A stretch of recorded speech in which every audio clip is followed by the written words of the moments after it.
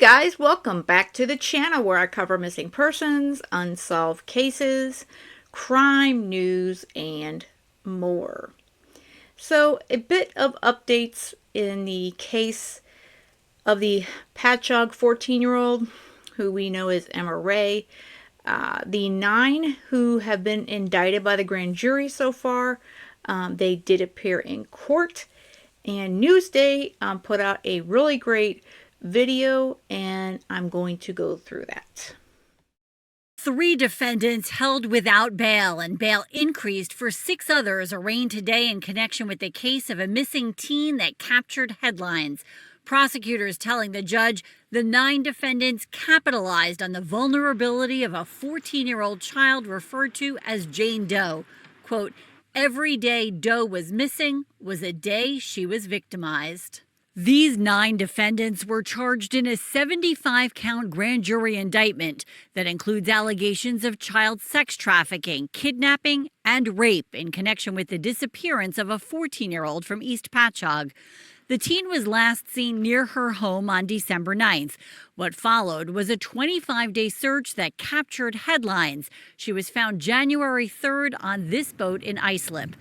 During that time, according to court documents and prosecutors, the teen, who Newsday is not naming because she's a minor and the alleged victim of a sex crime, was moved around to multiple locations, including 2 homes in Bellport, a motel and a mobile home in Bohemia, homes in Islip and Copeg, and the boat where she was found in an Islip marina. So these are the locations they have confirmed that she was moved around to. It's a lot of places. They're not that far apart, but I mean, again, it's obviously, to me, it's a ring. It's trafficking, but does this tie to any of the other currently missing young teens in the area? Because there are a few, but is this tied to it, or is this a completely independent case? Prosecutors described disturbing cell phone pictures and videos involving the defendants and the alleged teen victim, along with newspaper clippings and internet searches about her disappearance, along with what they say was daily drug use. One of the defendant's relatives told me this. He is truly innocent, and he is definitely not a part of this. He don't do drugs. He don't deal drugs. Never has. Never been in trouble. Ever. He's always been a great kid. Auntie, I'm sorry to tell you, if they have evidence that he was a part of this, he's not a good boy. He's really not. He obviously got himself in somewhere, and I do believe it's all drugs, money, and trafficking. Okay? It's all of that. Some of the defense attorneys blame the DA's office, claiming prosecutors are twisting facts to support a specific narrative. She was there on her own voluntarily, and that's our position. Even though she's 14 and unable to consent. Well, there's a difference between consent and voluntariness. Okay. Now that this particular attorney is speaking out, and this is the attorney for Buckheight, who is the man who owns the boat. And I'm going to go back through these guys again. All the 9. And there's 12 now. But these are the 9 that have been indicted by the grand jury. She's starting to speak something I have been starting to suspect. In the beginning, I was hearing rumblings of, someone close to her, and that it was not so much she was abducted and forced, but that she wasn't held against her will.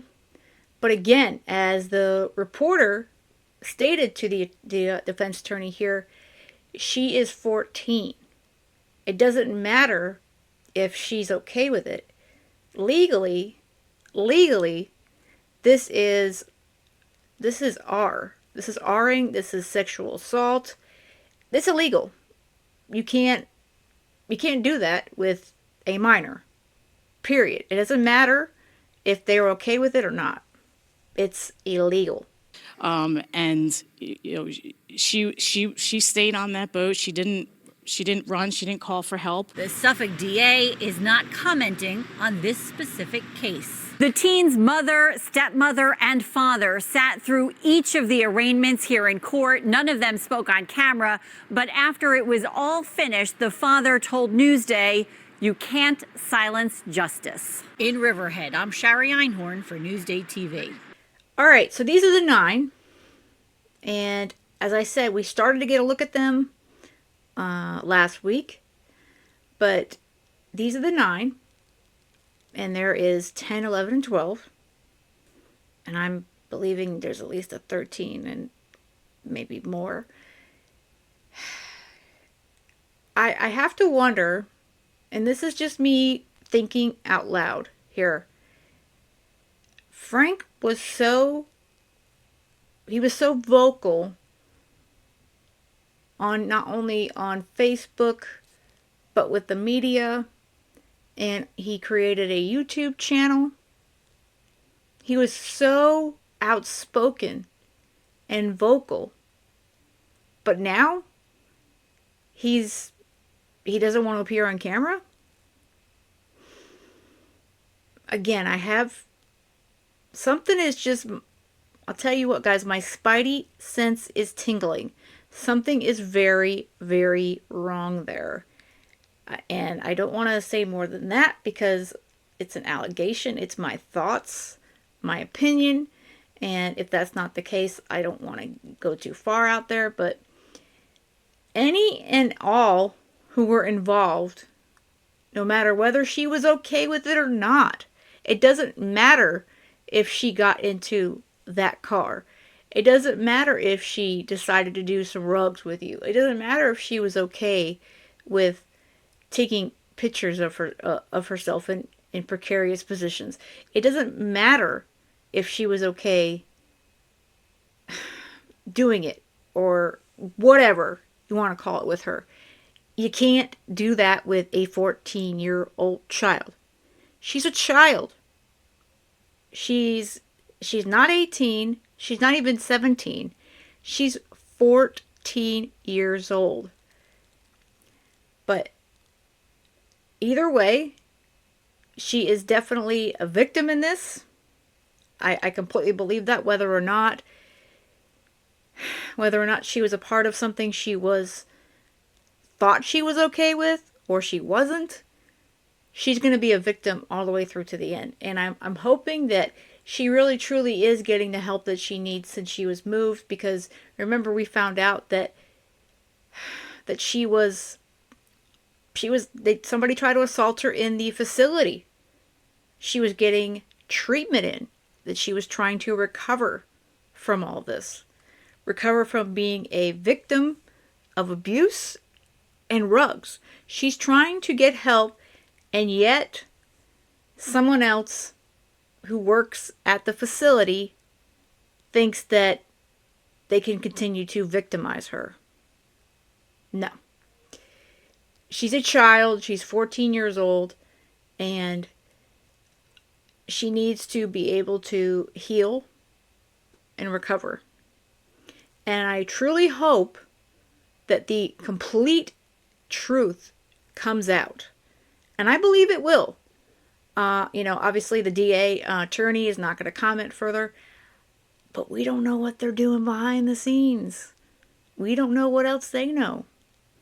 And also, sometimes silence means that there's stuff going on behind the scenes, and something big's gonna happen soon. Look at all the arrests we've had already.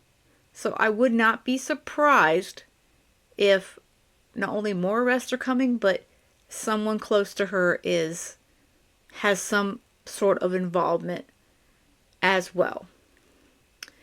But again, this is a very, very horrific case.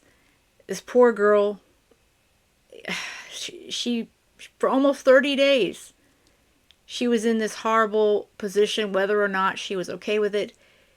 She should have been enjoying her Christmas break from school. She should have been, having Christmas with her family, seeing her friends, but instead, she was dealing with these monsters on the screen. All right, guys, I hope you have a great rest of the day. And most of all, stay safe.